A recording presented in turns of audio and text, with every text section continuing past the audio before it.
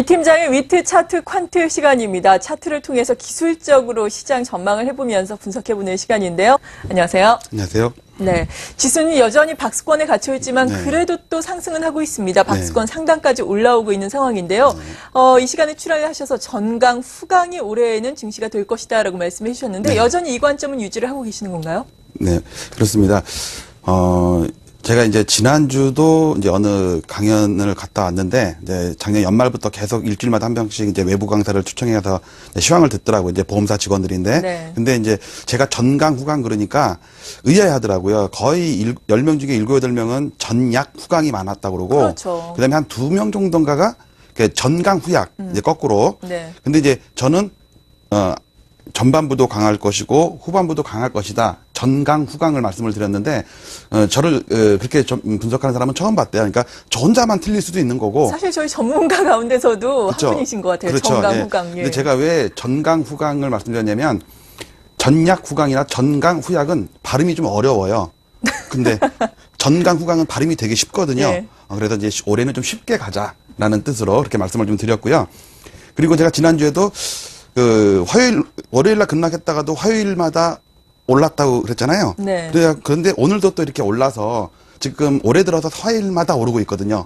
그래서 작년에는 화요일마다 빠졌는데 올해는 화요일마다 뭐 화요일뿐만 아니라 다 올랐으면 좋겠지만 이런 장이 지속이 돼서 올 한 해 여러분들 농사 잘 짓기를 바라고. 그런데 안타까운 것은 다음 주 화요일은 못 오를 것 같아요. 예, 왜요? 구정이 있어가지고. 열리지 않잖아요, 시장이. 예.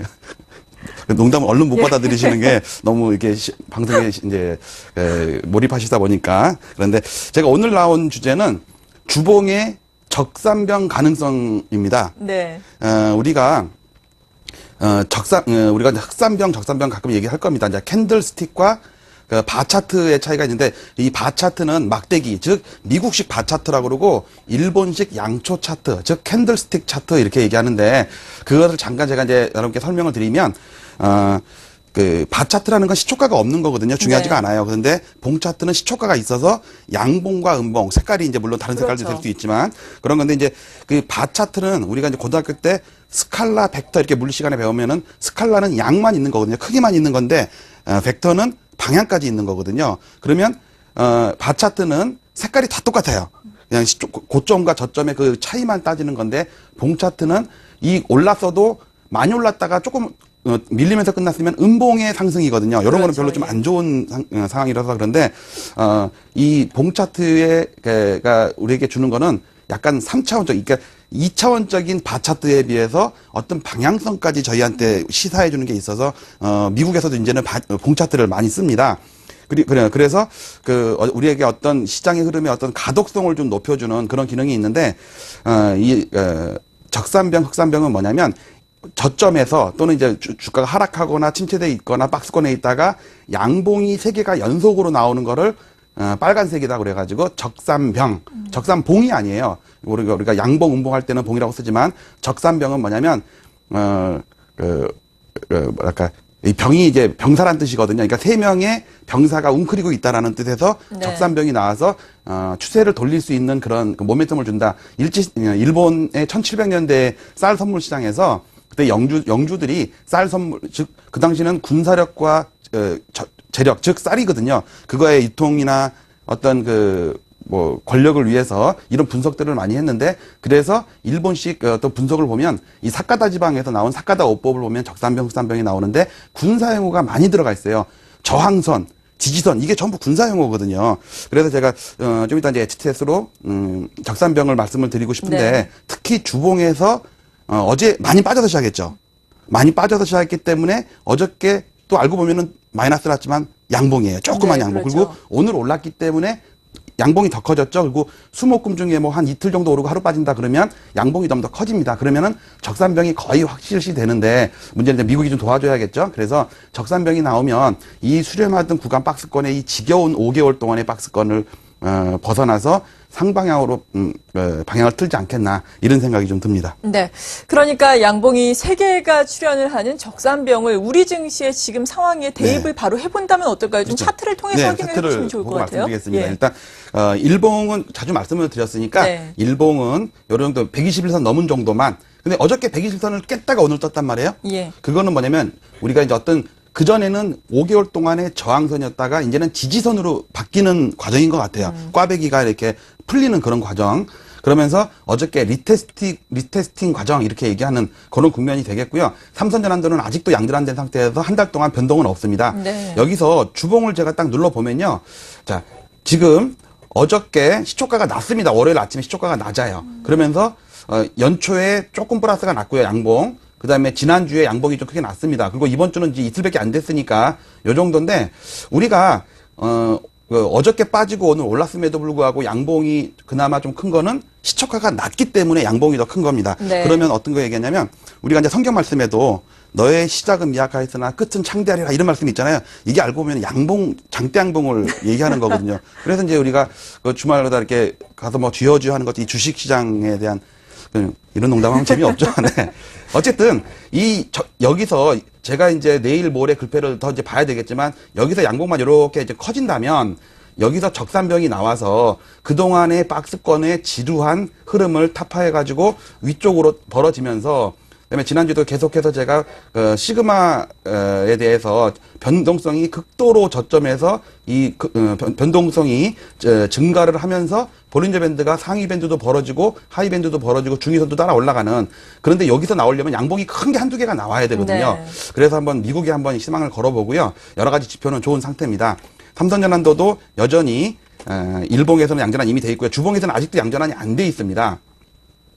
이 상태에서 이게 1946이거든요. 43이거든요. 네. 이거를 지금 6개월, 5개월, 4개월째 못 넘고 있는데 잠깐 해외 차트를 다우 차트를 보면 다우 차트는 지금 많이 올라와 있어요. 특히 다우존스의 삼선 전환도를 보면 이미 여기서 요 세 개를 주봉인데 똑같은데 양전환이 되고 나니까 추가적으로 이만큼 올랐습니다. 연속적으로. 그래서 우리 차트도 대입을 한다면 요것만 양전환이 된다면 다우처럼 연속적으로 한 두세 달 동안 쭉 올라가는 그런 뭐랄까 늦바람 증시라고 그럴까요? 이 늦바람이 무섭다는 말씀 좀 들으셨을 거예요. 네. 우리 아파트 아래층에도 보니까 늦바람이 상당히 무서운데 우리 코스피도 늦바람이 불면 지금처럼 짜증나는 게 아니라 좀 겁나는 게 그러니까 매도 치면은 겁나는 그런 장이 오지 않을까. 그게 바로 삼선 전환도의 양전환 값이 1943을 일단 넘어야겠죠. 그리고 시그마가 증가하면서 변동성이 확대가 되고 볼린저 밴드가 벌어지고 그러면서 위로 치고 올라가는 장이 이제 이미 시작된 거 아닌가. 그러려면 오늘 말고도 수목금 중에 뭐 하루 이틀은 좀 빠지더라도 지금보다는 좀 더 올라주면 양봉이 확연하게 드러나서 추세를 돌리는 사카다 5법의 적산병 이론이 도입되지 않을까 이런 생각을 좀 해봅니다. 네, 미국 증시에서는 이미 적산병이 출현을 했다. 상당히 긍정적인 모습이다라고 네네. 앞서서 말씀을 해주셨는데 다우존스 산업지수 정말 흐름이 괜찮습니다. 네. 하지만 또 그물망 차트를 보자면은 그물망 상단을 완벽하게 시원하게 돌파를 해주지는 못하고 있잖아요. 좀 그렇죠. 걸려 있는 모습인데 그것도 확인을 해주시죠. 네. 우리가 이제 데미안의 그 알을 깨고 나오는 새의 고통이 있잖아요. 예. 그것처럼 그 그물망이 너무 촘촘해서 벗어나는데 여러 차례 실패를 하다가 이제 막 벗어나는 찰나입니다. 그렇기 때문에 힘도 많이 소진이 됐을 거고 지금은 잔잔하지만 이걸 완연하게 돌파해 놓으면 특히 시간이 지나면 단기 이평선들은 밑에서 따라 올라가게 돼 있어요. 그렇기 때문에 우군이 될 수가 있는 그런 상황이라서 제가 HTS로 그동안은 제가 엑셀로 만들어 갖고 왔는데 HTS로 실시간으로 한번 일본과 주봉, 코스피 뭐 다른 나라 그다음에 환율 이런 데서 한번 적용을 좀 해보겠습니다. 네. 해외 차트를 딱 보면 우리 코스피부터 먼저 보죠. 자, 이 상태에서 제가 일단 봉 차트를 먼저 바꿔놓을게요. 이 상태에서 우리 하나제트 하이파이브에 보면 봉 차트 이런 걸 아무 지표도 없는 걸 우리가 보통 이제 별명으로 누드 차트라고 합니다. 그러니까 그야말로 봉밖에는 안 보이는 거죠. 여기서 더블 클릭을 하면 여기서 이제 유형을 선택하게 돼 있는데 그물망 차트가 있습니다. 예. 근데 우리 이제 저희 HTS상 기본으로는 시작 11선부터 시작해가지고 21선, 31선, 41선 해갖고 20개를 누적되게 해놨습니다. 연결해보면 이런 상태입니다. 즉 여기가 지금 지지선이 되면서 1950선까지는 그 커다란 그 저항대가 없는 그런 뭐랄까 허벌판이라고 그럴까요? 네. 이런 상태가 되겠고 주봉에서 보면 그동안 제가 갖고 나왔던 게 주봉이었거든요. 여기서도 보면 지난 그 2010년도 안팎의 1년 동안의 지지선도 1600선 지지선, 1500 지지선도 이 그물망이 촘촘하던 때고 요번에 제가 1670을 그 강하게 주장했던 것도 요거거든요. 그런데 아직 여기는 못 벗어났습니다. 그래서 1950선, 60선 정도까지는 좀 무난하게 가질 수 있지 않을까라는 생각이 들어서 네. 다우 차트에다가 제가 한번 삼선전환 그물망 차트를 또 넣어보겠습니다. 네, 이 방법도 시청자 여러분들께서 좀 봐주시면 좋을 것 같아요. 네네. 정말 HTS에 무궁무진한 기능이 예, 있는데 많습니다. 많이들 활용을 예, 특히 못하거든요. 그 어느 증권사께 제일 좋은지 아시나요? 예. 네. 그렇다고 제가 하나대투라고 말하기는 좀 그렇잖아요. 예, 그렇죠. 제가 말하긴 더 그렇죠. 그렇죠. 예. 그래갖고 저희가 같은 그 의견이니까 이럴 때 하이파이브 이렇게 하잖아요. 아. 그래서 저희 HTS가 하이파이브입니다. 네, 계속해서 진행해 주시죠. 네.